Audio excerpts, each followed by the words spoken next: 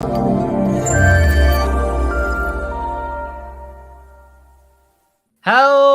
everybody, and welcome to another edition of The Extra Shift. I'm Chris here, as always, with Brendan. How are we doing?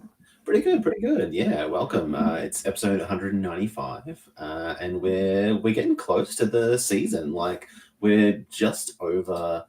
What is it? 10. I think about 10 days away before the NHL is literally in Australia, like in Melbourne.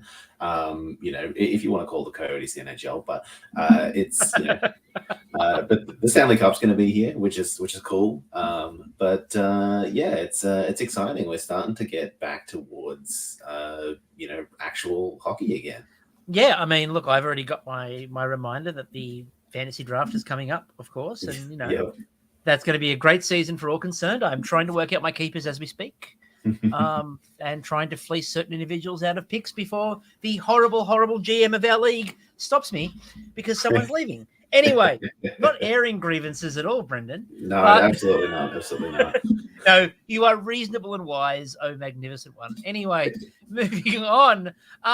So obviously we're looking for players that fit the 95 to start us off, and Matt Duchene, probably the most high profile on the list. Yeah, there's not a lot, to be honest. Like Alexei Morozov stands out to me as a former Penguin, but obviously he hasn't played in almost 20 years. There's no San Jose legends on there. That's the biggest problem. No, that's disappointing for you. Like it's one of the few numbers that, like, literally that. Does that mean like no one in San Jose has ever worn this number? Nope. No one in San Jose has ever worn the number. Actually, it looks to me like there's probably a bunch of teams that no one. There's been no 95 for Toronto.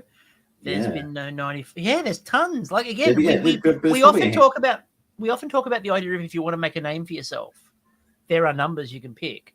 Yeah, 95 is one of those. Yeah, absolutely. Big opportunity there to be the 95. Exactly. That's your chance. So we'll get into the episode now. We've got a bit to do. This is also our You're the GM episode, which will be fascinating when we get to that, because normally we do the trade calls and we talk about what the trade calls are going to be. And there's not a lot you can do this year because the cap is gone nowhere. Don't know if you realize. It's a bit locked up right now, but we'll get to that soon. There's a little bit to talk about first. And thankfully, like honestly, a lot of this broke in the last couple of days. It had been we timed it. We timed it. So we'll start with the captains. So first of all, the Vancouver Canucks named Quinn Hughes as their new captain, which just makes sense, really, because like it's probably the only player in Vancouver they're not going to trade.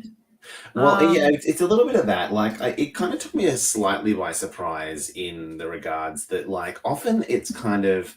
I don't think that Quinn Hughes has been there kind of face the franchise, in a lot of ways. Like, if you wanted to point to one player as being like, this is our, superstar that gets people in the building, whatever, maybe it's Elias Pettersson. But I think it makes a lot of, I don't think Quinn Hughes is far off that, to be fair, like to be honest. But I think maybe the big factor in that is that this is the last year of Elias Pettersson's current deal. So, Quinn Hughes is the one that signed for 4 more years, and Elias Pettersson, potentially, I think that he'll stay, but potentially, could be forcing his way out of town in a year's time. So that's probably not the ideal situation as a captain. But that's kind of my point, is that like I think Quinn Hughes became captain because they're not trading him, and I think everybody else that too. And everybody else is kind of, if they came in with the right offer, we'd probably have a bit of a think about it. If we could trade somebody else and sign JT Miller to another 8 years, then we'd probably consider it. I think it's partially a personality thing too, because I don't think that Pettersson is necessarily, I wouldn't say that he's not captain material or anything, but I don't think that he's like a particularly vocal guy from the interviews and stuff that I've seen. I think he's a slightly more quiet person. And apparently some people had talked to Pettersson last year about like, if you were offered captain or whatever, it sounded like there had been discussions about it, like at least that it had been broached as a possibility in the future. And he'd kind of, mentioned that kind of thing as like, well, maybe that might be something that I'm interested in, but I don't know if, I'm the right, kind of person for this, that kind of thing. And I think that, in a lot of ways, Quinn Hughes is maybe more the kind of, presence in the room that Pedersen it doesn't defaultly fit in. Yeah, I think Could be quite captain, but it's a different role. Yeah, I think if you were looking at if you were asking me who I thought the next captain of Vancouver was going to be, I would have said Quinn Hughes. It makes sense. Yeah, thinking it through, I think it's the logical choice. Look, they've had their Swedish captains. It's done. You've done that. We're not rehashing that again. The Winnipeg Jets have also named Adam Lowry as their captain again, largely because they've gone with who aren't we trading. And I think it's a big part of this that. one. This one is definitely. I know where Quinn Hughes were like a bit. Oh yeah, they're not trading Quinn Hughes. Adam Lowry, fine player, but largely the reason that Adam Lowry is the captain is he's not leaving Winnipeg anytime soon. He's probably the only player that hasn't asked. Well, I mean, the only player who has a longer contract currently with Winnipeg is Josh Morrissey. So he's the other one that I would have thought like maybe he's an option. He still has an A, but I can see Lowry being that kind of hardworking player or whatever that provides an example for them, especially too with the phase that they're going into now, where a lot of their older players are leaving. There's a lot of turnover. If you look at their roster, there's a lot of young guys there that they're trying to kind of like implement in and start to bring into their lineup and stuff. There's a lot of turnover, so I could see it making a lot of sense to be like this work pal guy, this guy who's maybe a bottom sixer, but he's gonna work. He's the kind of Boone Jenner of Winnipeg's lineup kind of thing, that who's the captain of Columbus. Like this is the guy that we want to have as an example for working hard and be this is who we're going to be in the next few years. He goes out and gets the lunch pail and he goes to work, puts on the hard hat. He goes to work every day. He's just a good Canadian kid. He likes to go down to the good Canadian salt mines down in the good Canadian. Pretty much. Look, it was. I mean, again, everyone else I feel like has asked for a trade out, so you've got to make someone the captain. Yeah, that's it. Well, I mean, there's been a bunch of these teams though that haven't technically had a captain for a while. There's been a lot of teams that hasn't had a captain since the Sedins, right? Yeah, because again, who stayed? Yeah, they just had like a bunch of A's, and that's kind of almost been the theme for like a handful of Canadian teams. I think that. Is it? I mean, Montreal? Toronto had a one more team I think that still doesn't have one in Canada. Yeah, I'm sure. It's Montreal, isn't it? It might be Montreal. I'll double check that. But I don't think I'm looking on the roster. No, Nick Suzuki now. It is. Oh, right. That's right. They did that last. Yeah, they did that last. That's right. Season. That was relatively recent. Who is? I'm thinking on the fly here. Who's currently? Oh yeah, that's right. Brady's captain of Ottawa. Ottawa, yeah. Maybe they're all done now. There were a bunch of teams that didn't have captain. There were a bunch of teams that didn't have captains. I actually think it might be Calgary. I mean, my favorite Mark Giordano was the last. Was the captain and never replaced him, and they haven't replaced him yet. They've just got interestingly enough, for example, Buffalo has a captain but no A. Mm. And again, the captain in Buffalo is literally Kyle Okposo. Yeah, I think that they'll announce a couple of A's. Like the A's are almost kind of just I mean, look, Toronto rotates them. Yeah, it's it serves a function, but they're not the guy. It's not important. There is rumor, before we move on from captains, there is rumor that Rasmus Anderson might be the next captain of the Calgary Flames. So we'll see what happens with that, whether or not they're also in a similar position where they're turning over a lot of guys. Yeah, that's going to be a really interesting situation. And we'll come back to Calgary in a little bit, because when we get to the trade talk in particular, we'll come back to that. So let's get to probably the big news of the week, and weird big news. Paul Bissonnette reported that Mike, and I hate using the word Paul Bissonnette and reported. Yeah, I know. It's for lesser degrees of report. Yes. Paul Bissonnette spouted on his podcast, Spit and Chicklets. He reported that someone told him this, at least. Yes, someone has messaged me and told me that Mike Babcock was asking Columbus Blue Jackets players to share photos from their phone in an attempt to get to know them. Now, this has been an interesting story for a couple of reasons. First of all, there have been people that have then come out and gone, he did this in Toronto. Like he's done this before in other places where he asks people to, because he wants to share stories. There was A an bunch, interview with Johnny Gaudreau about it where he was yeah, saying, like, he was supposed to, he was going to come to New Jersey and meet Johnny Gaudreau's family, but it didn't happen. So this was kind of a next best thing for them, yeah. was like, show me pictures of your family and stuff. And Babcock's comment when he was asked about it, because Columbus got out in front of this as well. Babcock came out and said, when I did my interview for the job, I did the same thing. I went through my phone, showed pictures of my family and where I'm from. I'm trying to make sure there's a connection there. I wanted to get everyone to get to know me a little bit better. He said it was completely optional, that you didn't have to show photos of anything. He wasn't going through your phone. It was show me something. Yeah, this is the thing. Like, this is the thing where the nuance, I think, is really important, because I think a lot of people heard this, especially the way that it was reported. Like, I've seen a small clip of the way that this talked about it, and the kind of implication was like Babcock is going through your phone and putting them all up on the TV. And I don't think that was how it went down. I think it was kind of more like, if you want to show me certain pictures, you can. It's not like I'm going to scroll through your feed and look at whatever's there. I think the problem is Babcock has a reputation now. Yeah. And especially post Toronto and post the Nylander stuff and post the Marner stuff. I think everyone's waiting. And look, we all know I am not a Mike Babcock fan in the slightest. I think you're probably going to have something to beat him over the head with. I get the feeling this isn't it. I get the feeling this is possibly over. But look, it might be. The NHLPA said they're going to investigate it just because, it's been raised. Look, I can absolutely see how some people would still be potentially not too comfortable with this. Like, even the people that chose to do it, like, everyone's family situation is different, everyone's personal situation is different, everyone has a different level of comfort with their own right to being private, to not having to share aspects of their life and all that kind of thing, and there'd certainly be some people that would be put offside. Like, obviously I think this would be weird in a lot of scenarios. And like, if Mike Babcock says something like that to you, you're probably worried about saying no. Yeah, and you're probably a little bit offside. Obviously, there's a power dynamic that's a bit weird in that situation. But also, like, you wouldn't necessarily do this in a job interview for a regular non-sports job or anything like that.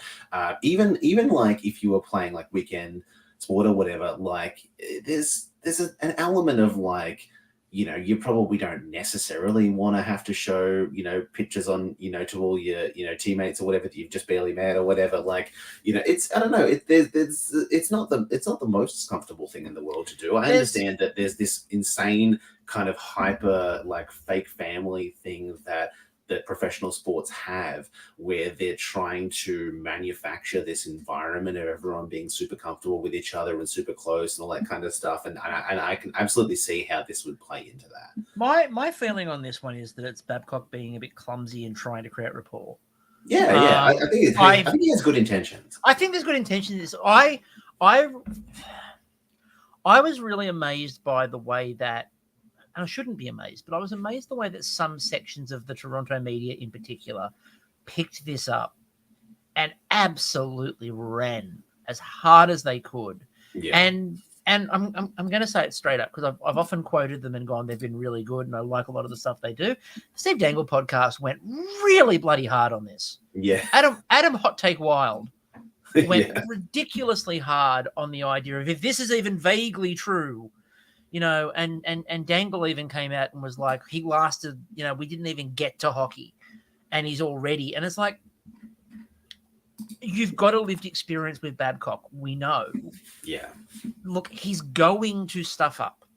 We know he's going to stuff up. Just the reality of the history that Babcock has in the league and with certain people and stuff like that. Like, no one is going to give him the benefit of the doubt on stuff. No. There's going to be, this lens that everyone views him through. And this probably isn't going to be the last thing that gets brought up as, like, maybe it's not a big deal if most people do it, but if he does it, then, no one's giving him the benefit of the doubt. Yeah, it's one of those things where I get the feeling like in his head, he's probably now sitting there going, everyone was complaining that I didn't try to connect with the players and didn't try. So I've tried to connect with the players. And now apparently I'm doing this. And look, again, as I said, there is that power dynamic thing, and it can come across as, Mike says do this. So it's, I must do this. And again, I don't think that's necessarily his intention here. I think he's just been clumsy with the way he may have approached it. And, I think that if it comes from someone else, say for example, so Boone Jenner talking about it said that it was fine and it wasn't a problem and everyone had the option. If it was Boone Jenner as the captain doing that, I don't think it's even mentioned. That's probably just seen as a captain rallying the troops and getting everyone together and, making sure that everyone has this background and is working. That it comes across as good captaincy. I think Babcock does it, and there's a lot of history, and you're going to have to deal with a lot of history. And so, look, I understand it completely in terms of why people would probably go, oh, Mike. But I think that there's been this one in particular feels like it's been blown way out of proportion. I get the feeling the investigation is going to come back with there's nothing to it. But again, especially in this day and age, you have to investigate. You have to look into it. As Rachel Dory said, and I think this is a very important point as well. It's important that the league does take these things seriously if there's a concern. It's very important that they go look into these things. Everybody needs to consider the source. And I'm sorry, but I've made my point on them a few times. If you want to consider Spit and Chicklets to be a reasonable source of news, that's a problem because they're not. They're really not. Bissonnette and co have made careers post hockey out of being shit stirrers. That's what they've made their career as. It's a Barstool podcast. That's all I have to say. All right, let's move on. Doug Wilson is back in hockey, folks. After a short retirement. I was genuinely thrilled to see this. Look, Doug I was surprised, honestly. Kind of came a bit out of left field. I was surprised, but I'm thrilled. So Doug Wilson has joined the Pittsburgh Penguins front office as the senior advisor of hockey operations. This is, of course, the tail end of, I don't think we actually talked about it, but we joked around about that this might happen, that Kyle Dubas, as president of hockey operations, conducted a thorough search for the best general manager that he could find for the Pittsburgh Penguins and came to the conclusion that the best general manager for the Pittsburgh Penguins was him. So, I mean, it's not a shock. It's very Dwight Schrute in AARM deciding that he's his own assistant to the assistant regional manager. The only person who can assist me is me. So we were expecting that. Doug Wilson came out of left field. How do you? I think it makes a lot of sense. How do you feel about the idea? Just quickly, how do you feel about the idea that every Penguin is going to have a no move clause? I mean, look, all of the worthwhile ones already do, so it doesn't really matter. But I think it makes a lot of sense in that context that you gave, because obviously Kyle is technically taking on two roles in terms of president of hockey ops and GM. I imagine that there'll be a lot of supporting cast around that will have kind of similar roles where they're doing a lot of that work, a lot of the discussion that you might have previously between what in most environments are two different people. He's going to need to surround himself with a bunch of guys that are similarly experienced and can give him different opinions on stuff. So I think it makes a lot of sense in that regard, to get a very long tenured, former general manager who's a Hall of Famer. And it's, I think I certainly prefer that to the previous regimes like Brian Burke and, that kind of, logic of former GM. I think for me, I mean, there's a couple of things here that I think are actually really good for Pittsburgh. The first thing is that Doug Wilson the tail end of Doug Wilson's tenure in San Jose, I've spoken about a number of times. And at the end, it wasn't pretty. And Doug did tie everyone to long no-move clauses and long contracts. But what Doug Wilson was, and we used to joke about it all the time on the podcast, is that Doug Wilson always came across as a used car salesman. Yeah. And that he was very good at moving pieces that you would not expect him to be able to move and get amazing value back and bring in more pieces that kept the Sharks relevant. And it was one of those things that he was really good at doing. He was good at finding value in areas where people didn't really. And first of all, that's a Dubas thing. But second of all, that's an FSG thing. FSG believe firmly within all of their sports teams, they look for market inefficiencies.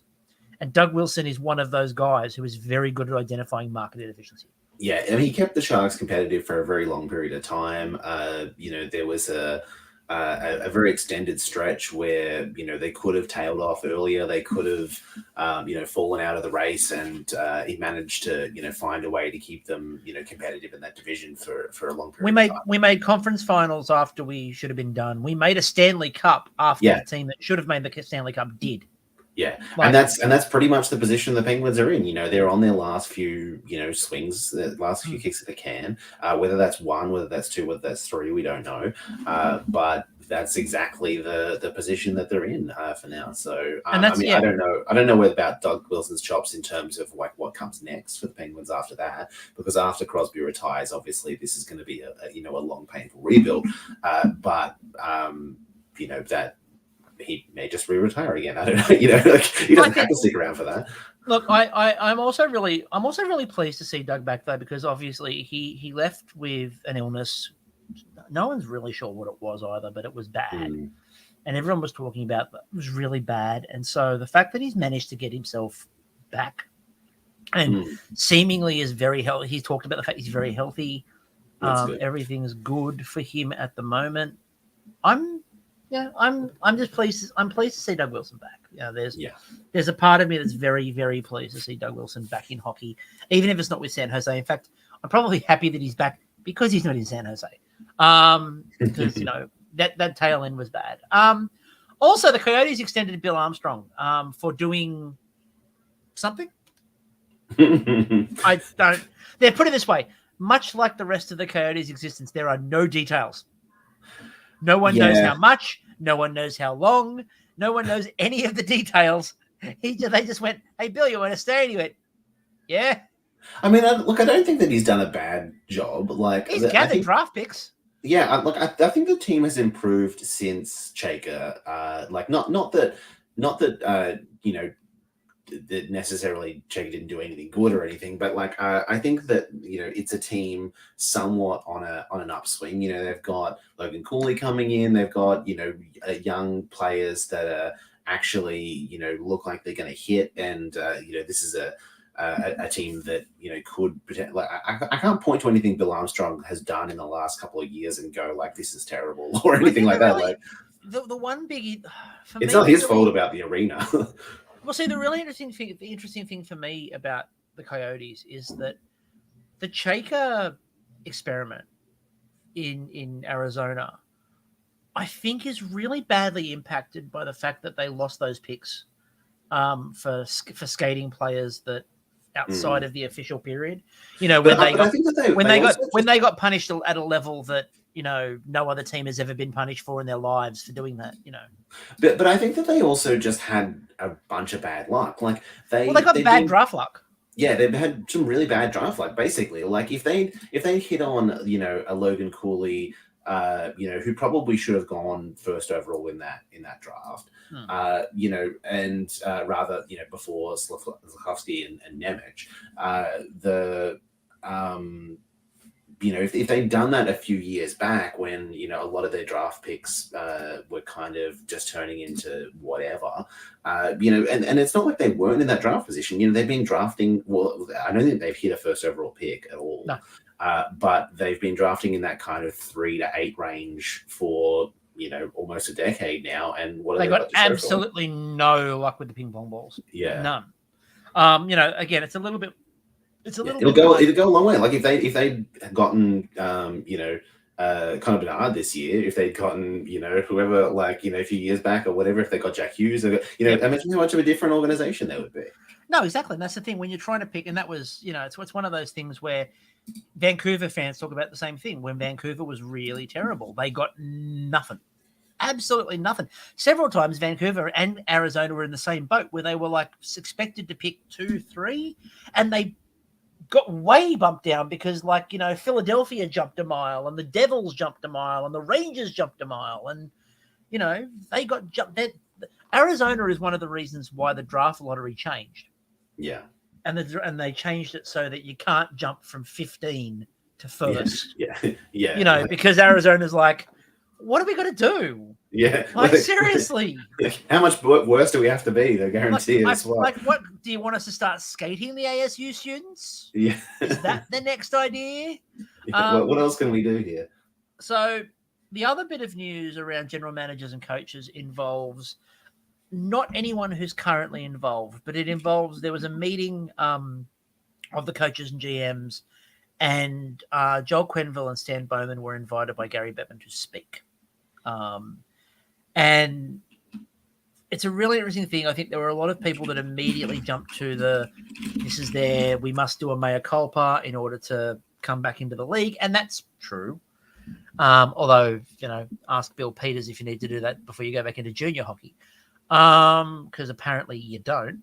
But although he did, so just to explain that, the Bill Peters situation, Bill Peters was back coaching in, was it the WHL? Anyway, the team that he was coaching with. So, yeah. Yeah. Anyway, Bill Peters had the Akeem Alou allegations and stuff like that. Only reached out to Alou the week before he knew he was interviewing for the job. So he did it basically because he needed to reach out to Alou before he got the job. Big shades of Logan Lemieux, like reaching out, exactly. The day before signing a contract. Exactly. They were invited by Bettman to speak about what they'd learned. It wasn't a case of come and explain why. Gary said it wasn't a come and tell us why you should be back in the league. He wanted them to tell the coaches and GMs what they'd learned in the time that they've been away from hockey. One of the things we've talked about, and a lot of groups have talked about, is the idea of show receipts. If you mean it, if you've changed, show receipts. Mark Lazarus wrote the article for The Athletic. It's a good read. And I think it's important too, because Mark Lazarus has been rightly so, a major, he's been involved in the major criticisms of both, and the way that the whole situation has been handled. Remember, he was the one who asked the question of Rocky Wirtz when Rocky Wirtz then went off the deep end and swore at him and told him to, nothing will ever be good enough for you people and stuff like that. That was Mark Lazarus who asked the question when Rocky Wirtz went off the deep end. But he did say that Quenneville has spoken extensively with hockey activist Brock McGillis about power dynamics and player relationships. And Stan Bowman has apparently been working with Sheldon Kennedy's Respect Group for more than a year and hasn't talked about it, publicized it, has just been working with them quietly. At the very least, what I'll say is they seem to at least be trying to show some receipts. Do I necessarily want them back in hockey? Not really.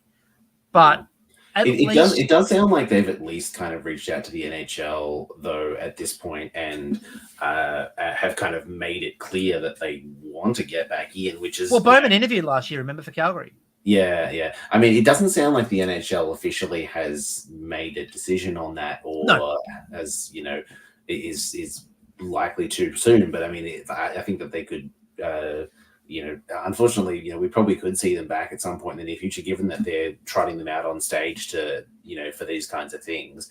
They're going to point to this and show this is their redemption arc and all that kind of stuff. I wouldn't be shocked, given that we now see, we've just talked about Babcock being back in. I wouldn't be shocked to see these guys turn up again.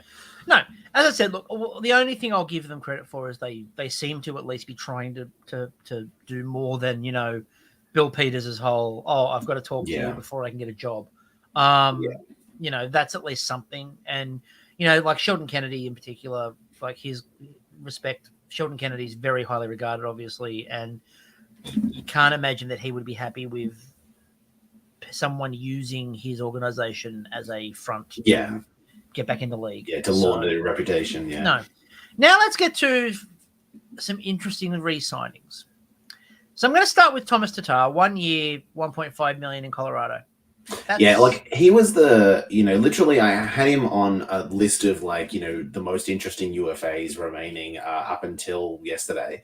I think he's really stood out as the one, if one person was going to get signed from that group of UFAs, it was going to be him. It really just kind of feels like he just was the one left over in the musical chairs, after everyone else got the money and no one had any money left and he wanted to go to a contender and just nobody really could afford to pay him.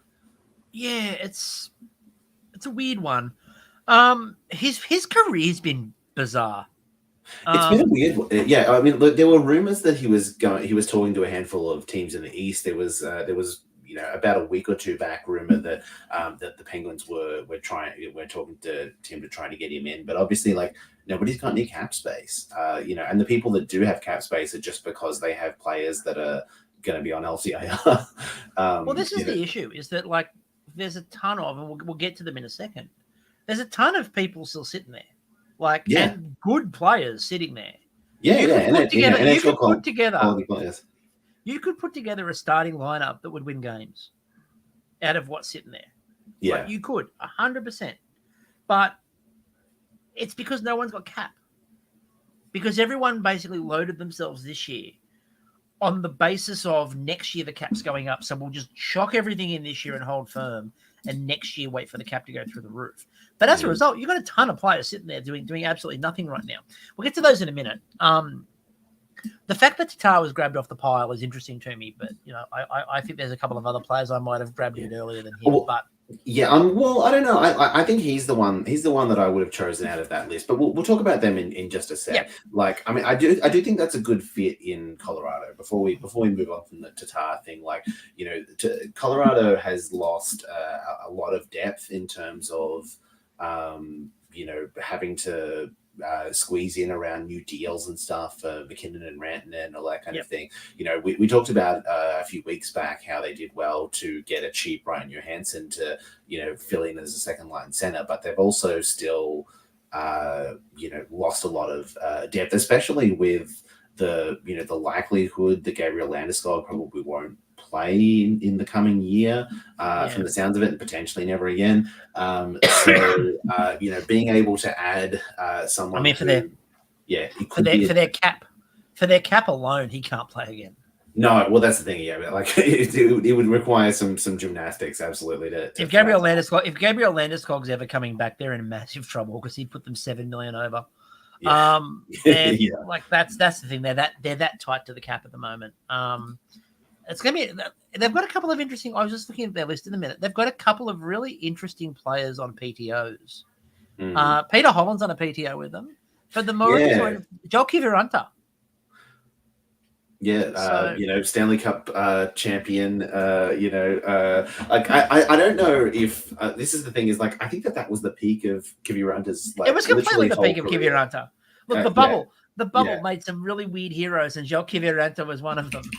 I think that he has literally scored 10 points or something since then. Like that, it's kind of made him a household name when he probably necessarily it wouldn't have been. The bubble, I guess I said, the bubble did some weird things. Look, the bubble. Take a big swing. How many points do you think that he scored last year on the Stars? He's played 70 games. He played 70 games. I'm not looking. Oh God. Is it? It's under 10, isn't it? It's under 10. 6. No, it is 9. It's very close to 10, but it's 8 goals and 1 assist. How the hell? It's a real Cy Young effort. How the hell do you score less than 10 on the Dallas Stars? He was playing 12 minutes a night, so third line minutes. That should still be points. Yeah. That should still be points. That's a weird one. That's a really weird one. So the other one, and I've never seen a contract have more polarizing takes. Jake Sanderson, 8 years, 805 off the ELC. Now, I've heard some people say this is an absolute home run of a deal and what a genius move this is by Ottawa. They're playing 4-dimensional chess. I've heard a lot of people say this is a massive overpay for someone who has not proved it vaguely that it can go, that he's, capable of doing this long term. I don't know. I think it's an overpay and I would have probably bridged it. So I think that, I get the bridging. The bridging didn't happen because they know the cap's going through the roof and he'll ask for more. Yeah. So I think that, it's a gamble in that regard, in that they think that long-term this is going to work out. And usually I would say that's a big gamble, but there's a reason why I kind of agree with what they did in a lot of ways. This contract doesn't kick in until next year. Not that gets them out of the cap hit or anything like that, but just keep that in mind, that like this is coming off like his ELC. He's played literally like 1 year and is playing one more year on his ELC, and then this $8 million contract kicks in. Yes. Everyone, like I'm not super familiar with Jake Sanderson. I obviously didn't watch a lot of Senators games for obvious reasons, but everything I've heard about him is that, you know, he is one of those, you know, Jacob Slavin types who, you know, is a really good two-way player and does a lot that maybe doesn't necessarily show up on the score sheet. But in terms of, let's say this doesn't work out, like obviously the gamble here is that, you know, his potential upside and value is couched in the fact that the cap is going to go up next year and then the next couple of years after that. And if he is a first line, you know, number 2D or whatever like that for the length of that contract, then that's a good deal. I don't think that there's a lot of wiggle room where that's a great deal unless he's one of the best players in the league. But I think there's a decent chance that it's a good deal. And the thing that saves this for me, because if it was just that, I would still say that's really risky, even with all of the money that the Senators have to throw around, because you know that's their cap situation. The buyout rules for players that are under 25 is much more favorable than players that are over 25. So you actually only have to pay about a third of the contract if you buy out a player under 25. So this is a factor that plays into giving really young players big deals, in that if they do decide to buy him out, the cap hit for it is like $1.5 million, $2 million or whatever for the length of the contract. So it's actually not as awful as it could be. You know, we're not talking about paying out like 60-70% of the contract. We're talking about paying like 30% of the contract if it turns out in 5 years' time that this was a terrible deal. What I'm finding really interesting here too is there should be two people who are absolutely raging. Well, one person in particular should be absolutely raging about this, which is Tim Stützle. So he signed his contract last year for 8.35. Yeah. And he has signed 8.35 all the way through until 2030, 2031. Brady Tkachuk too, you know, not that Brady far. Tkachuk is signed till end of 27, 28, and he signed for 8.25. So basically, Sanderson is a hair under both of those two, and just above, and just above Thomas Chabot. Yeah, and just above Thomas Chabot. Yeah. And again, this is the interesting part of this, is that that's a lot of money to be paying those four players. But if I'm Tim Stützle and I'm Brady Tkachuk, I'm sitting there going, I know it's a very long way away, but you screwed me. Yeah, yeah. I mean, look, I don't think that that's a terrible four to be paying that much money to.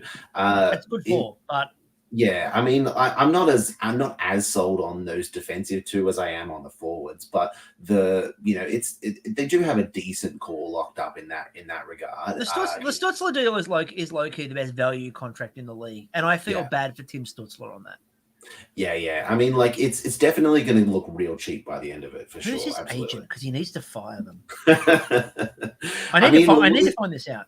Oh, and this is the thing. I mean, this is basically what Ottawa has done for all of their contracts. You know, coming off their deal, they've locked up all of their guys long term for what you could say at the time was an overpay, but probably will. You know, and this might be the case for Sanderson too. You know, in 2-3 years' time, we might be going, Sanderson should fire his agent because he took this deal. That it's possible. Absolutely.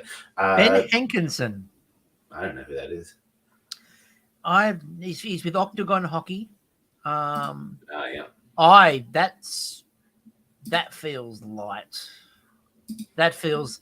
I'm now more the Sanderson deal. I'm sort of going, look, I don't think it's a good deal, but good. It's not that much. So yeah, cool.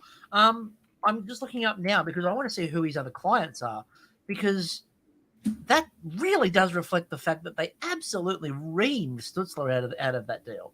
Hang on, here we go. His players are Stützle is the highest paid player that he has.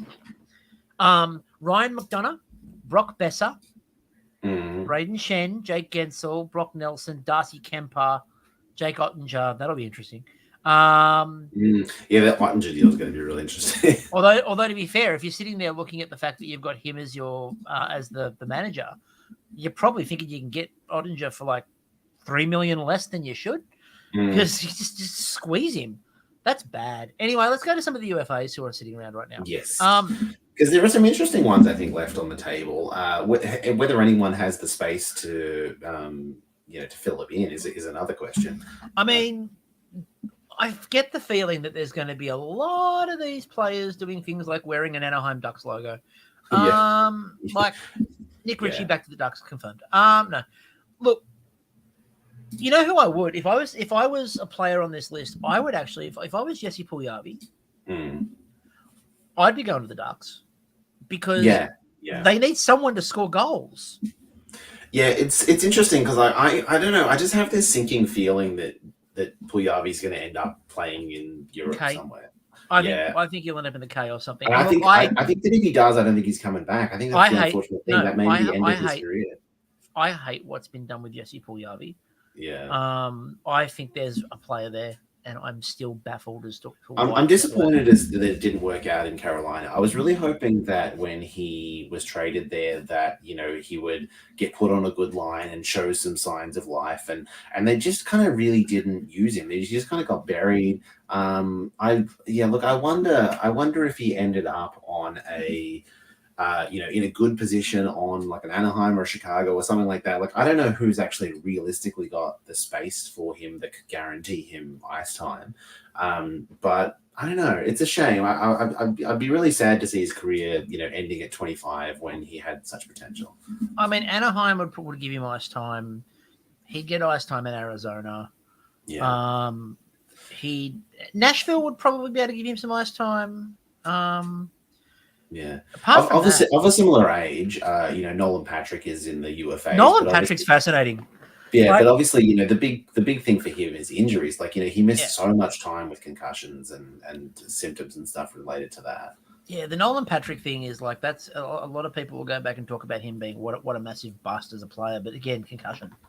I mean, we might never know what could have been for Nolan Patrick. Exactly. I don't think he was ever going to be the next, superstar or anything, but could have had a good career. I think like Ethan Bear.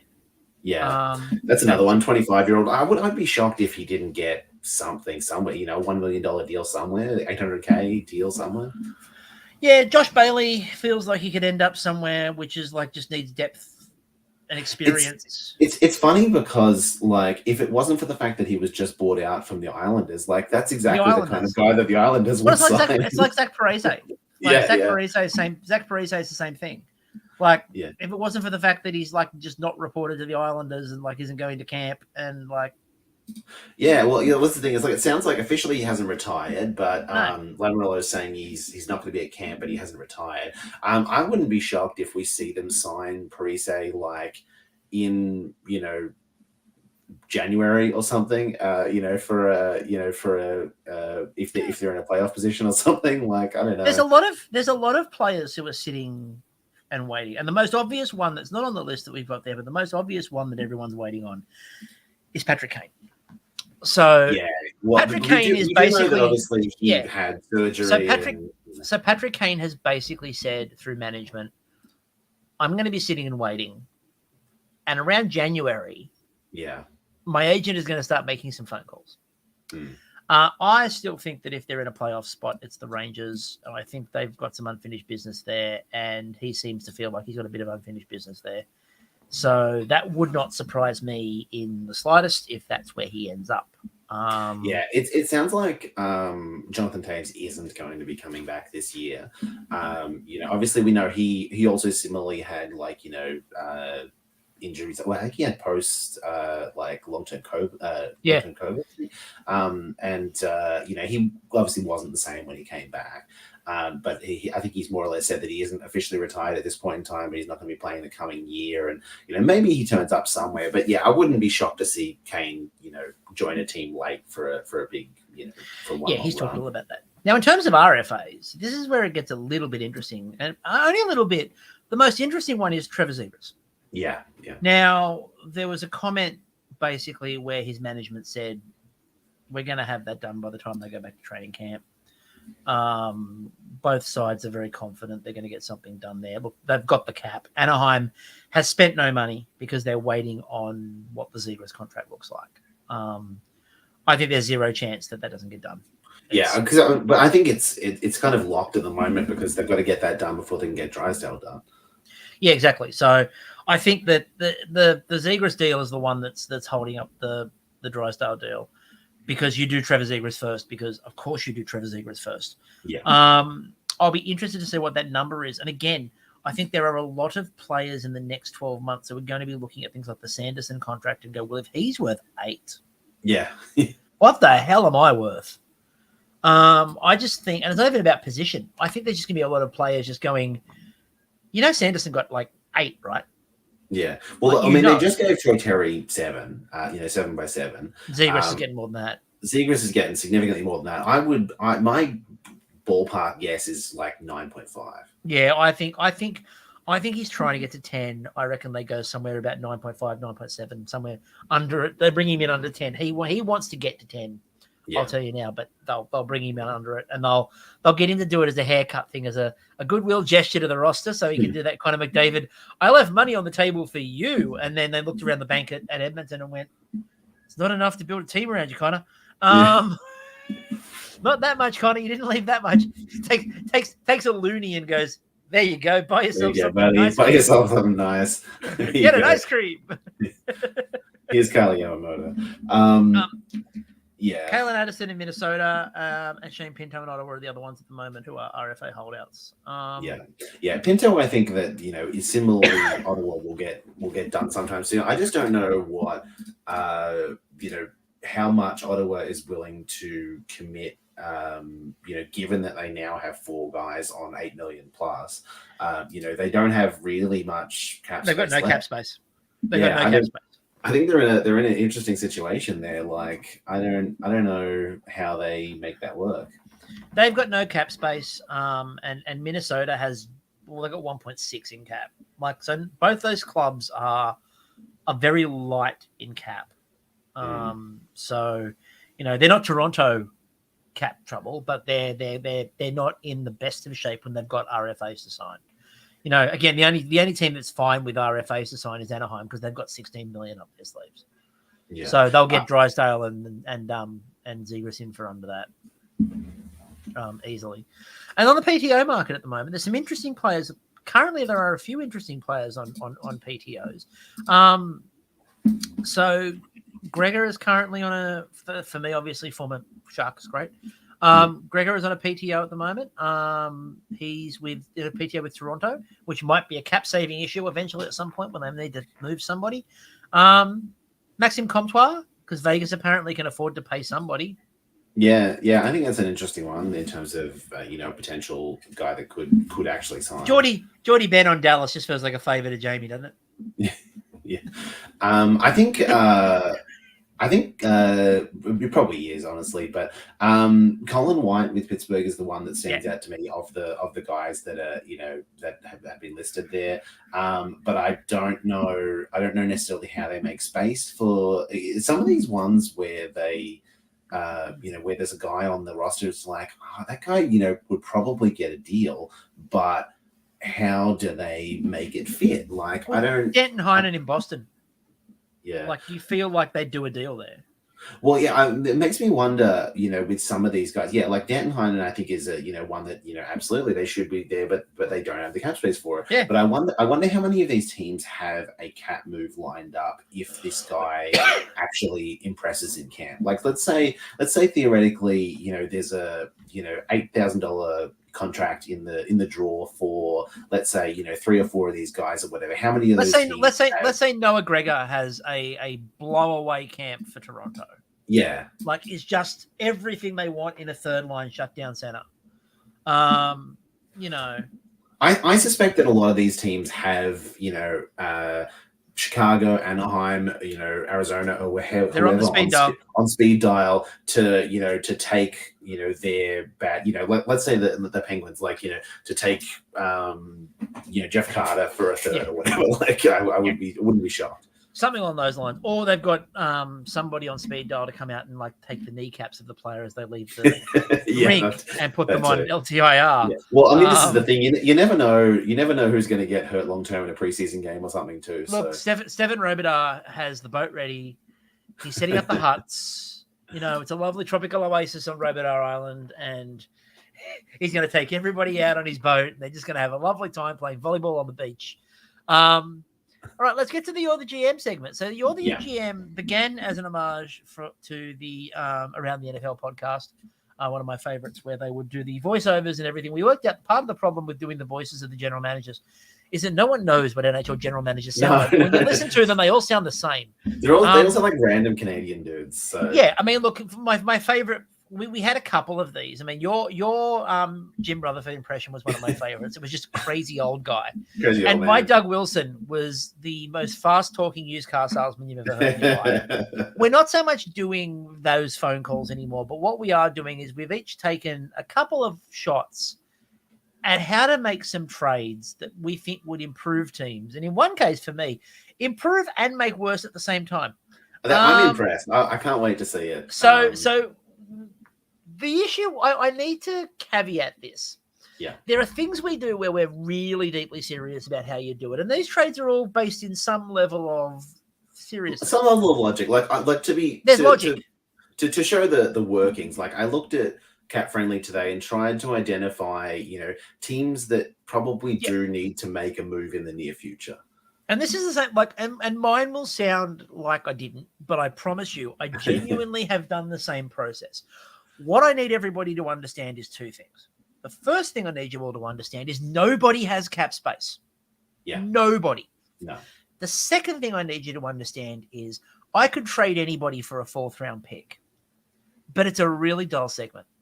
Yeah, if everything is a fourth liner for a late pick or whatever, which is probably the more likely deal to happen on right before the season starts, that's not interesting to watch. And so I've gone with some swings.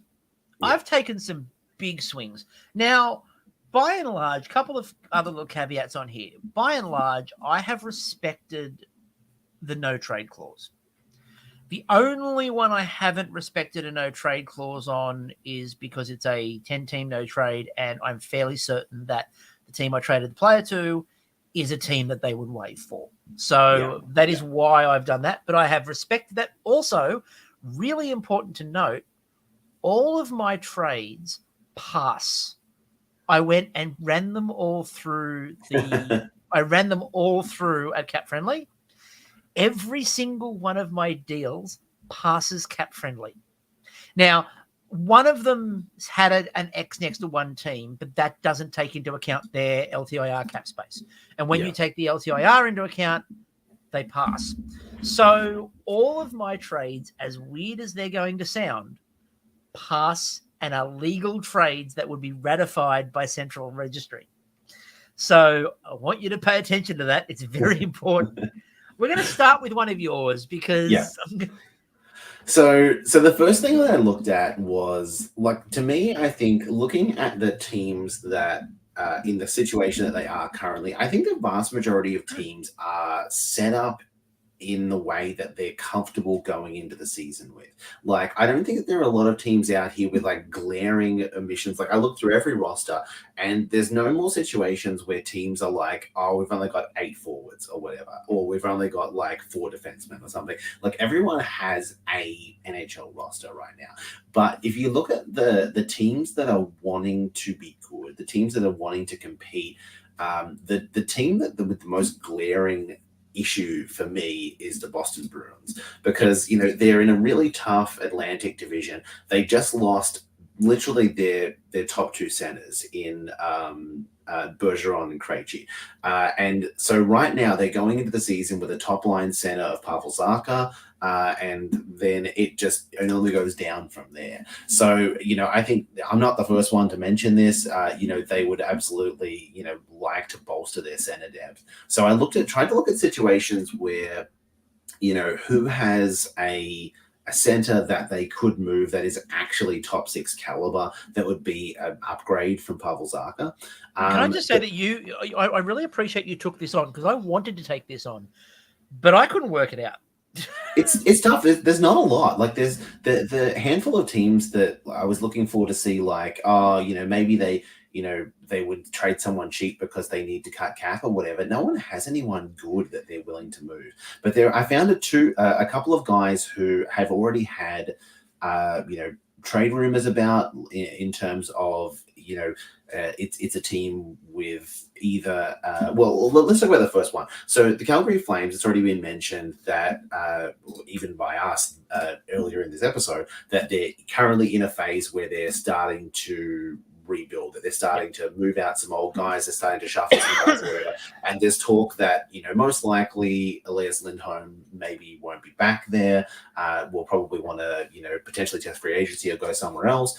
He has 1 year left at 4.85. So looking at Boston's roster, the tricky thing is they don't have a lot in terms of valuable trade assets. No, that's where I struggled.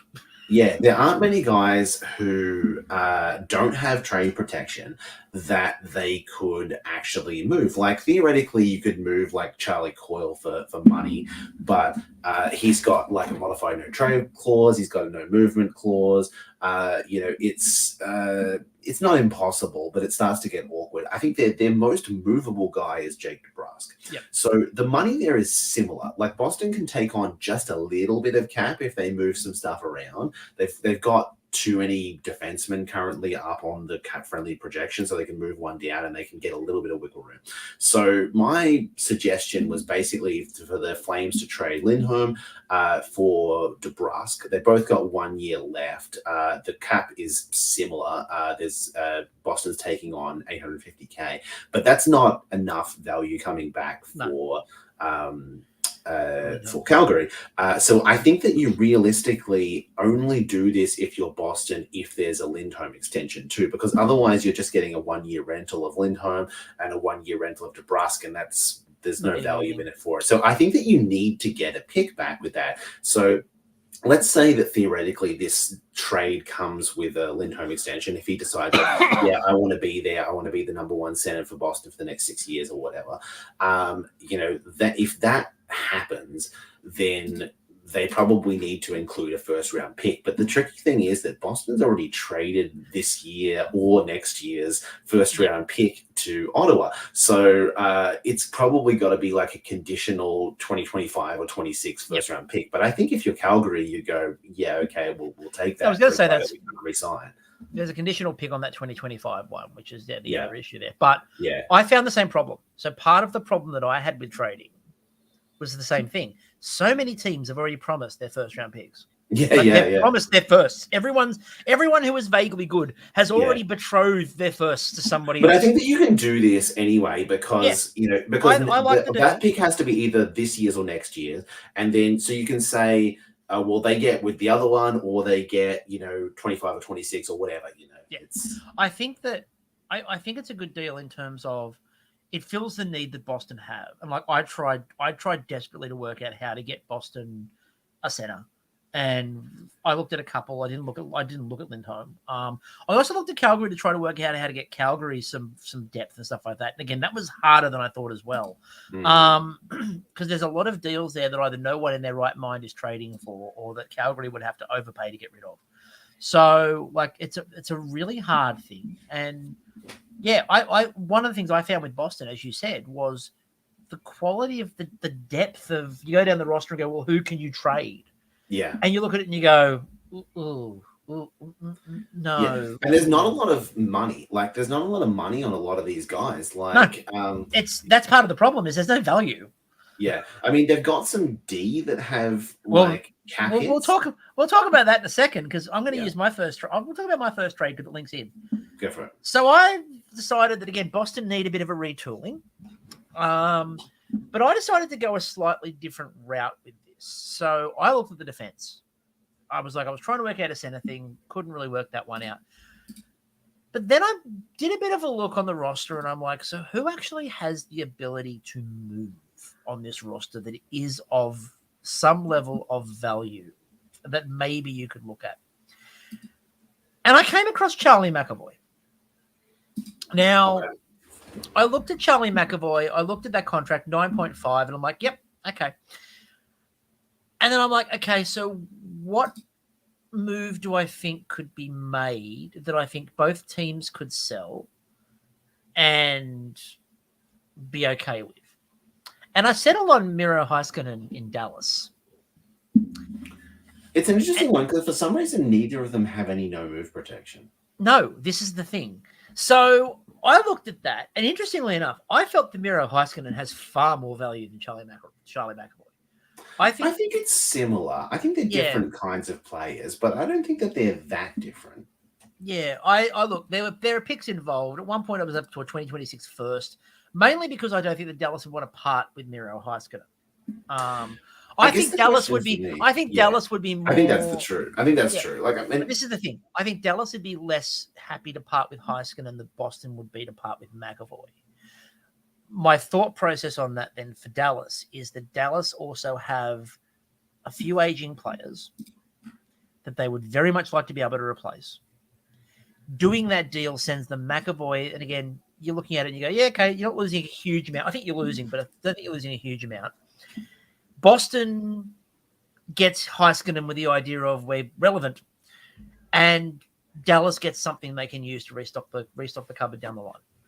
I guess the question for me is like, I think there's a lot of uncertainty for what is effectively probably just like a $1 million cap difference, and I don't know. I just don't know how much impact difference that makes. Well, this is the thing for me. The thing for me though is impact difference versus perceptions.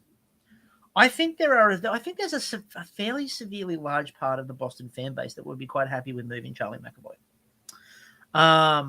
You hear it all the way through the season. They're not necessarily contented with him being the top defenseman on that roster. I think if you told them that they could have Miro Heiskanen as their top defenseman, they would be absolutely ecstatic. Now, do I necessarily think that the gulf is significant in terms of actual production? No. But this is a reset in Boston. And it's a general reset in Boston. And if you run that team back minus a couple of big-name players, but the same everything else, I think you get a fan base that goes,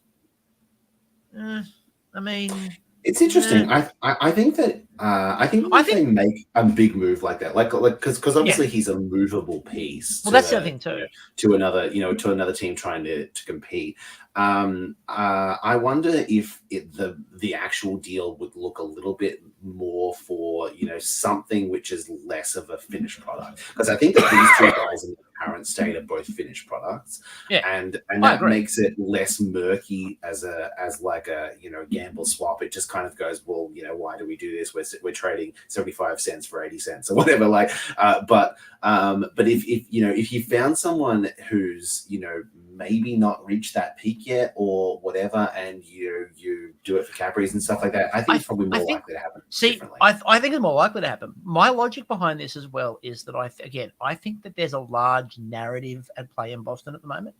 I think if you trade Charlie McAvoy away for younger and not the finished article yet, although potential, you get absolutely smashed about what are you doing, because they still expect to be vaguely good. They're not, but they still expect to be vaguely good. Because look at what we did last year. And that team's not this different. They are. But I think it's a messaging difference. And I think that, well, you've seen the way the league talks. You've seen the way media talks. If you sell the message that this is a better move, I don't think it is necessarily. But I think it's a message that you can sell. And if you're Dallas, you sell the message on the back of, we've got an experienced player, and look at what we got back pick-wise. Look at this. We're restocking the cupboard again. So it's an interesting one. Like I think it would certainly be the talk of things. But I think that there's also a decent chance that in a year we look back at this and Charlie McAvoy is the captain of Boston. I think he's probably the captain. I think he's the captain of Boston purely because look at the contract. That's look at the length of that contract. That's probably true as well. It's either McAvoy or Pasternak. I don't, and I'm not going to say that Pasternak isn't captain material, but I don't know. No, Charlie McAvoy has that. Yeah. If I'm looking up and I'm looking at if I'm looking at a C on a Boston jersey and one is Pasternak and one is McAvoy, it's McAvoy. Yeah. But that's what I'm saying. It's my moves are not necessarily going to be this. Oh my God, there is also a narrative behind them that you can sell. And my logic basis on all three of my trades is there are ways to sell the logic of the trade. Yeah, absolutely. I think it's So, it's an interesting one. all right, Absolutely. let's go to your second one. Yeah, so I wanted so similarly, like I wanted to provide like an alternate option because I think that it's Lindholm is the obvious option as Boston's first line center because he's probably one of the few top six guys that are available. Another guy that is available that had been talked about in the last few months as having previously requested a trade was Evgeny Kuznetsov in Washington. I think that that's an interesting one in the regard that like there's still 2 years left on Kuznetsov's deal, but if he wants out, I think that there's more opportunity for that to happen. It sounds like they looked around at options for moving him. The tricky thing is the cap hit. If you move Kuznetsov, you have to do it at like 50% retained, which is obviously, a lot to do. But Washington, in the position that they're currently in, they're basically just really the next few years for Washington is just trying to get over the scoring record. That's basically their entire plan at this point in time. So anything that doesn't hurt that is fine in that regard. And if they can start to retool at the same time, maybe that's a big win for them. So let's say that Washington theoretically wants to move because Kuznetsov still wants to go and is willing to go to Boston. If you move him at 50% retained for basically the same package as we just talked about, DeBrusk just to make up the $4 million for the 3.9 of Kuznetsov. And the money in money out is essentially the same, and then you package in a first round pick. Yeah, look, I think mostly for the retention, honestly. I think that would be a good move for Boston. I think that would be it'd give them that again. My one was all about narratives in Boston. I think if you can sell the fan base on we've replaced legendary centers with Evgeny Kuznetsov, I think you could sell that. Whether he's playing at the level where you'd necessarily be able to. I think I would prefer Lindholm, honestly. Like of the I two, would prefer Lindholm too, but yeah. I think in Boston, I don't think that Boston, as much as they talk about this idea of they need to replenish, they need to retool, I don't think that Boston fans are necessarily as on board with that as they should be. I think there are other fans. I think like when Toronto needed to do it, they embraced it. The idea of gut it, do everything to it. Because you've still got Pasternak there, you've still got Brad Marchand there, there is this element of, a little bit like the Penguins, there's this element of, but we can't, not with those guys. Yeah, well, look, I think that this year is going to be the big litmus test for both teams, but for Boston especially, because if they absolutely suck, like if they're just not competitive, if they don't make the playoffs, and after literally winning the President's Trophy and all that kind of stuff just a few months ago, if they flame out and it's just the Pasternak show and no one else is worthwhile doing anything there or whatever, I could see attitudes changing around Boston for sure. So spiky question: when does Brad Marchand end up in Toronto? I know that's an interesting one, isn't it? I reckon that's going to be a thing. I'm just going to put it out there. Look, he's got 1 year left on this deal. Well, again, it really depends on this next year. If this year is garbage and he's healthy and productive, but it's obvious this team isn't going anywhere, it could be as soon as next year. I have a trade involving the player I'm about to say, but Marchand for Nylander, who in Toronto says no. The answer is everyone in Toronto says yes, and the Toronto media would welcome him. It would be hilarious for a 36-year-old Brad Marchand. I think it'd be stupid, but it'd be hilarious. All right. Yeah. I'm going to leave my Nylander one till last because it's mental. So okay, yeah. And I think we should finish with that one. That's absolutely. I'm calling that one mental, but my next trade, you're going to look at and go, "There's not a chance on God's green earth that Minnesota do this."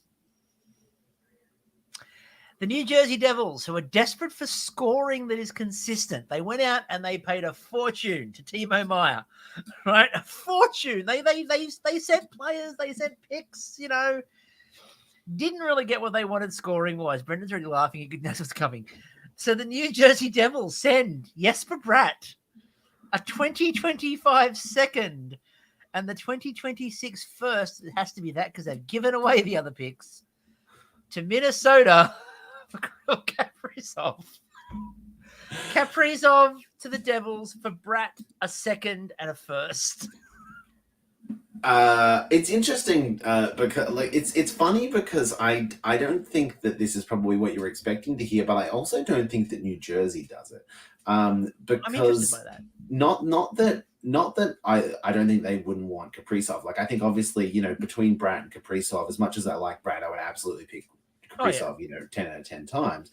But New Jersey is just so deep. Like the players that they have coming up, the value of like young guys and the team that they managed to build that's finally maturing and finally coming into its own. I just don't know if it makes sense to them to add age, add money in Kaprizov and so forth. Like as much as it would make them better in the short term, I think that New Jersey is building for like this is our next windows the next 8 years or whatever.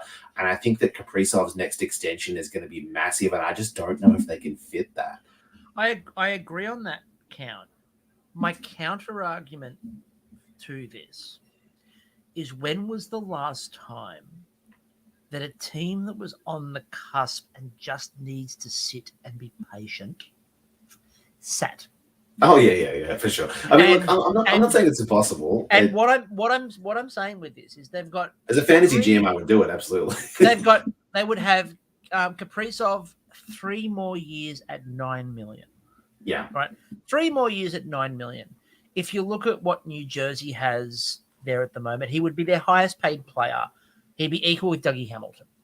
Yeah. But their roster is not paid. Like Timo Meyer is 8.8. He's their most expensive offensive player. Jesper Bratt is 7.875 until forever. Jack Hughes has already got his deal done. He's locked in for a long time at 8 million. So with the cap going up as well, I think you can do Kaprizov. I think what I'm saying is, I think they could do Kaprizov with minimal cap issues. I think that it's not going to be if they're only adding Kaprizov. They're not bringing anyone else in because they think they've got the rest of it's the finished product. Yeah. But you want to bring in that one piece that you think could put you over the top. And you look at Kaprizov, and I think we both agree that he is ridiculously talented and would definitely make this team better. I think if you could then sell the idea of, for example, I don't know, your top line is Jack Hughes, Timo Meyer, Kirill Kaprizov. I think that sells tickets. I think that brings people. Oh yeah, through. Absolutely. Look, yeah, and I think that, and I think from right. It would be fun. It would absolutely be the other key point of this though, and the other reason why I brought this up is neither of those players have a no move. Yeah, it's interesting, these ones. To be fair, almost nobody on the Devils has a no move. That's true. That's real interesting. There is, like, I could have moved Timo Meyer. Yeah. Like, I could have moved Jack Hughes. Huh. Now, I wouldn't because there's not a hope. But, like, only Andre Palat, Eric Hawler, Dougie Hamilton. Eric Hawler needs protection. It's funny. It's funny to me because I think that the biggest glaring weakness on New Jersey is goaltending. Everything else is pretty good. Like I'm not super sold on their depth defense. It is, but the only Luke Hughes is incredible and he'll be fine. But the only goaltender that you could really trade, that everyone would want to trade for, you find me somebody that's going to Winnipeg. Yeah. Like it's hard. Yeah, it's interesting. We'll see. I mean, I guess the other side of that, which we didn't talk about, was obviously why would Minnesota do it. I think that especially to these are a couple of years that they're I don't know, like unless they're really trying to retool before they get over the Parise and Suter cap hit stuff. I don't really see. It's hard for them because they give up on their superstar. Well, it's hard for them because their buyout dead cap for the next 2 years is the 14 million years. Yeah. Like these are the 2 years. This year and next year, they are 14 million in buyout. Yeah, that's it. Like- But then after that, they can re-sign Kaprizov. With after more that, they money can as re-sign well. Kaprizov. But to be fair, after that, the cap's gone through the roof, and everyone can re-sign Kaprizov. Yes. And I look at it as I wouldn't do it if I was Minnesota, but that's where, as I said, I think that you start throwing the extra picks at it. The problem is, as I said, so many teams have already promised so many picks to so many people. Like New Jersey has mortgaged a lot of these picks down the line. Like the interesting part for me with Cap Friendly is they've got the 2024 pick not having a star on it, but the 2024 or the 2025 first could go to the Sharks still. Both of those could still go to the Sharks. And the 2024 is at the moment not likely, but could still go to the Sharks depending on if they make the playoffs and what the percentage of games of Timo Meier. It's ridiculously complicated. So we'll do your last one now, and then we'll do my insane mega trade.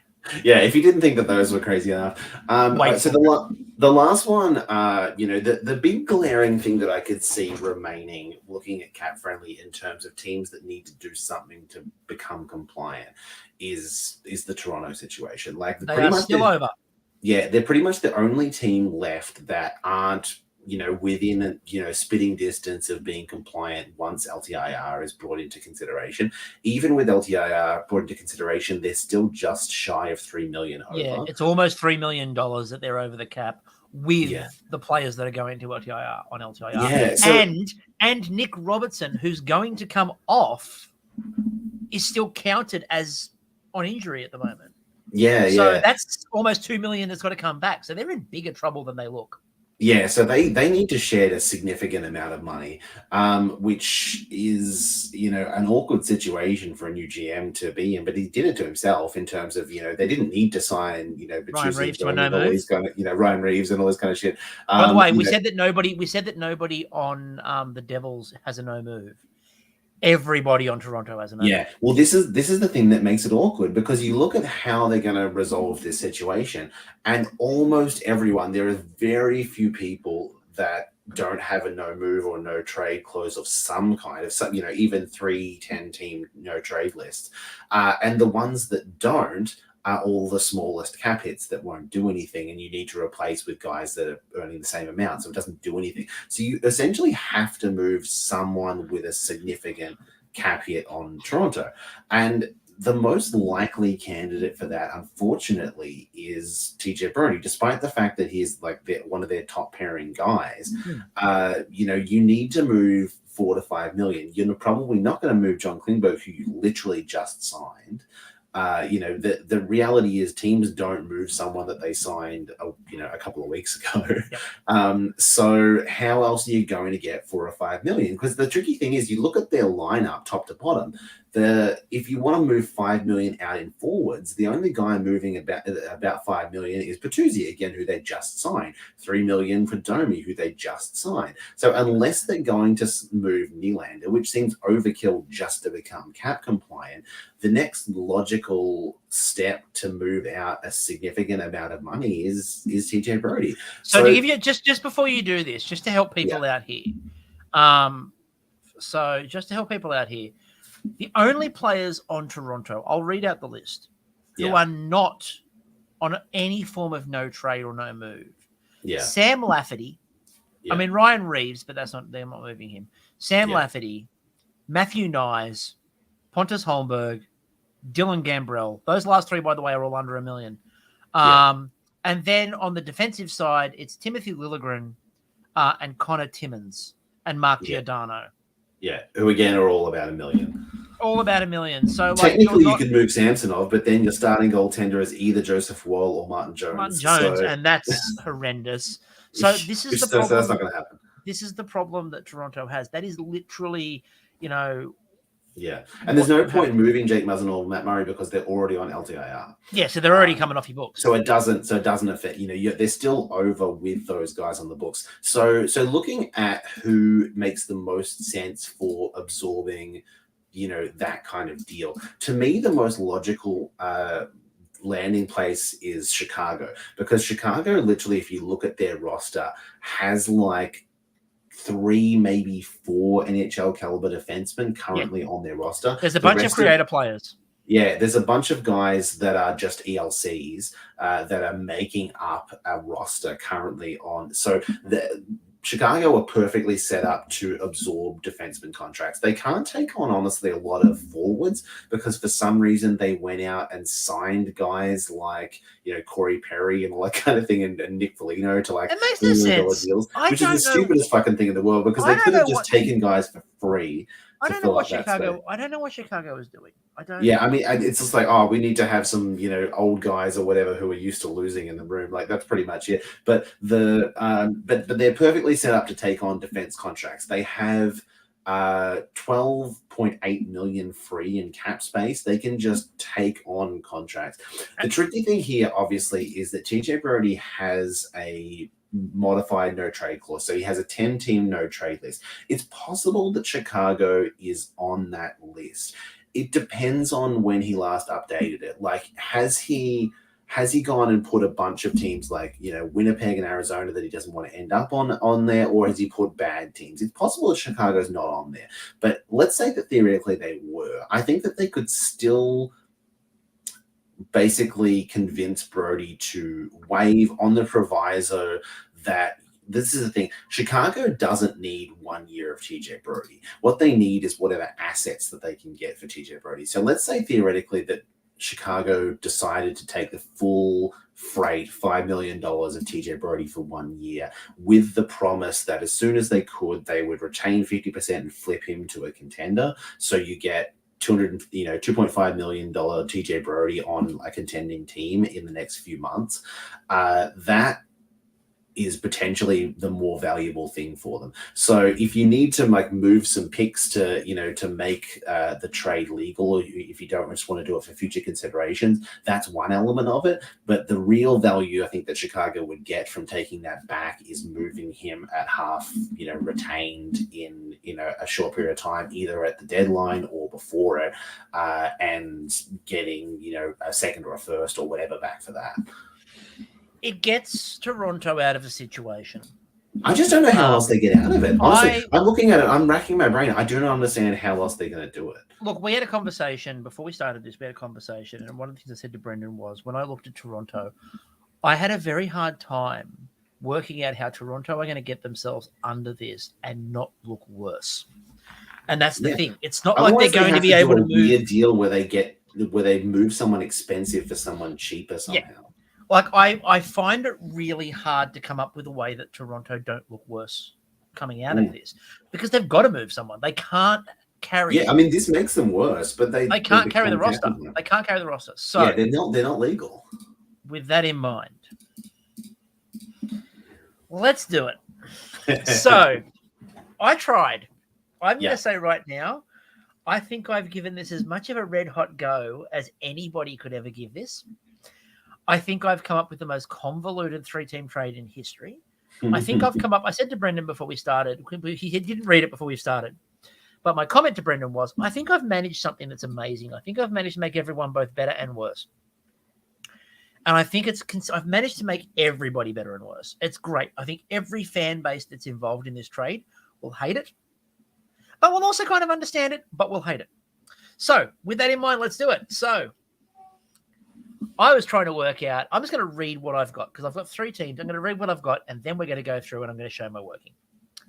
The Toronto Maple Leafs receive from the New York Rangers Alexis Lafreniere and a 2024 second, and from the Detroit Red Wings a 2024 third.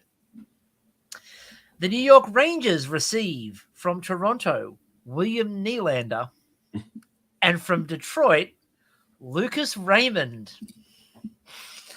The Detroit Red Wings receive from the New York Rangers Capo Caco and Condre Miller, and from Toronto, the 2026 first round pick.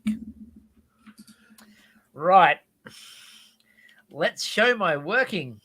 I mean, look, I think that Detroit absolutely kills both of those other teams in that trade. I just don't understand what's in that for Detroit. And I understand that Toronto needs to lose cap, but man. So this is the thing, right?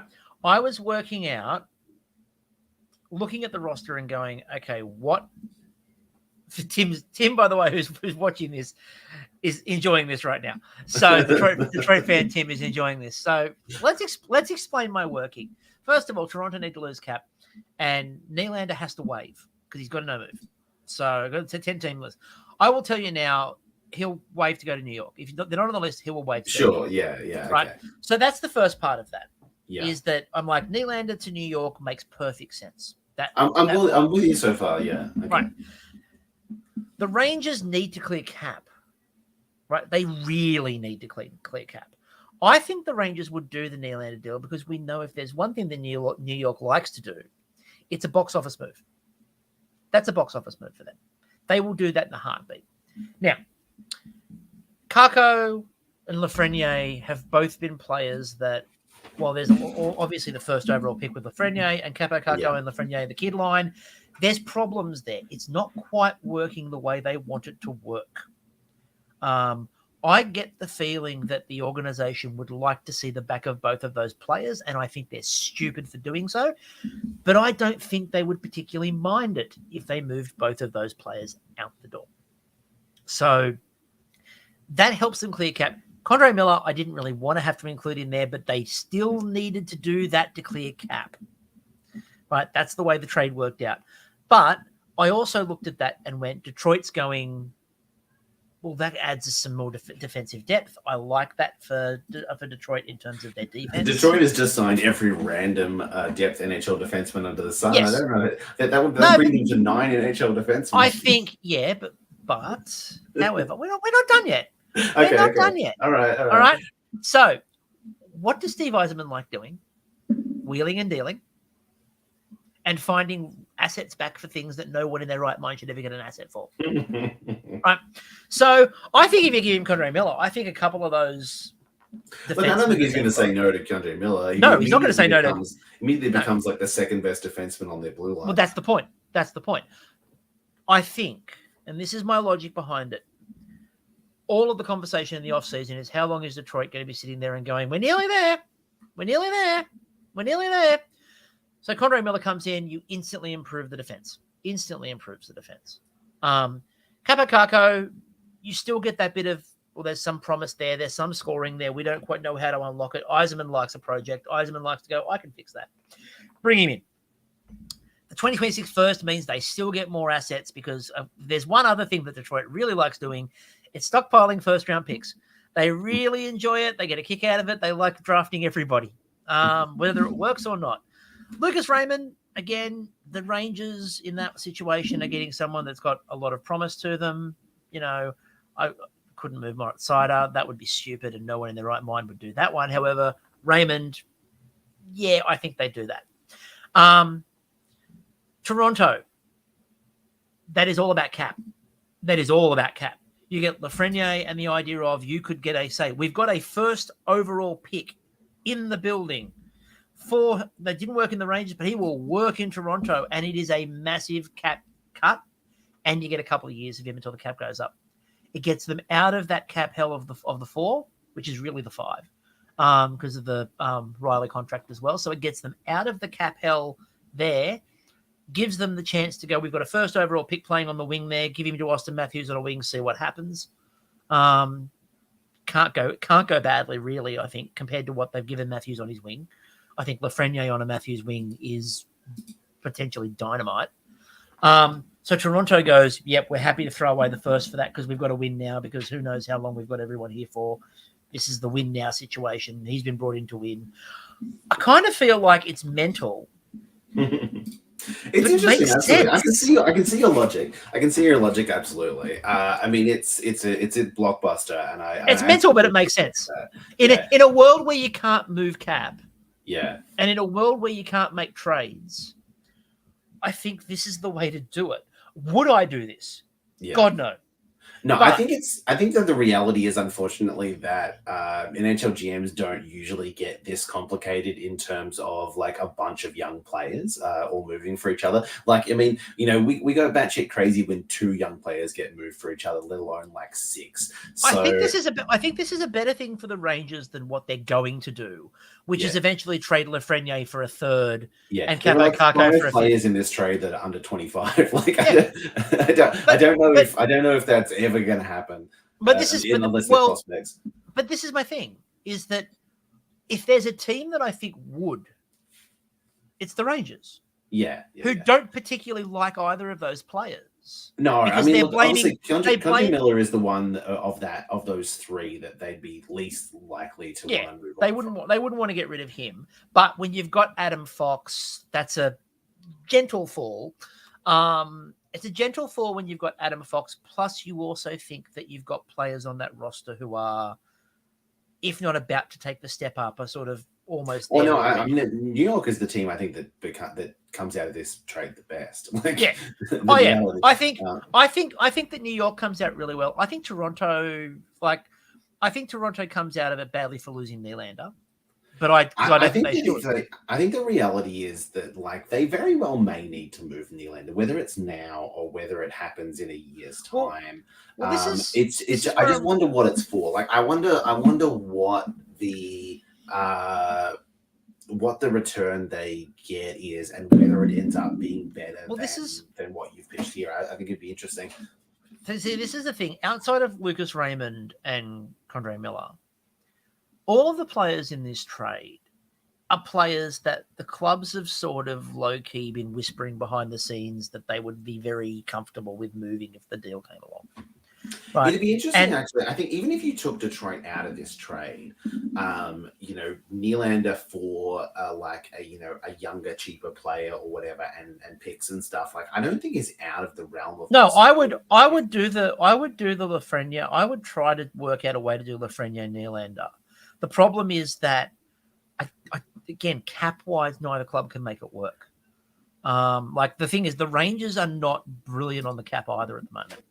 Like as I said, I had to move Condre Miller out, not necessarily because I wanted to, but because I needed the money to balance. And I looked at it and went, well, that's it. I wouldn't have. I think there are problems, and one of the things that we've sort of, I think we're sort of trying to crystallize for everyone's mind as well with trades at the minute is, I wouldn't have signed Jacob Trouba, for example, to $8 million with a no move.